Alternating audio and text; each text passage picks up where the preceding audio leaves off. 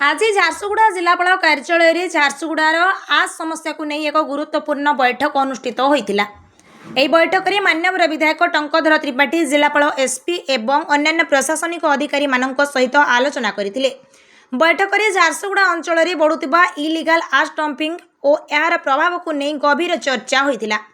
आलोचना पर किसी मुख्य सिद्धांत ग्रहण करा। प्रथमे इलिगाल आश डंपिंग को संपूर्ण भाव बंद करने कड़ा पदक्षेप नियाजिबो निष्पत्ति होइथिला। यह सह एस इटा फैक्ट्री माननकु सेमानंको निर्धारित कैपेसिटी अनुसार मात्र आश जोगाण कराजिबो एवं नियमरु अधिक आश जोगाण को अनुमति मिलिबो नाही।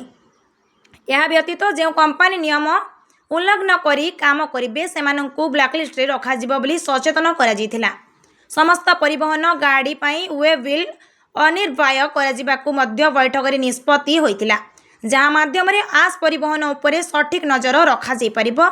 प्रशासन पक्षरु एही समस्यार स्थायी समाधान पई कड़ा निरीक्षण और नियमित जांच जारी रहिबो बोली सूचना।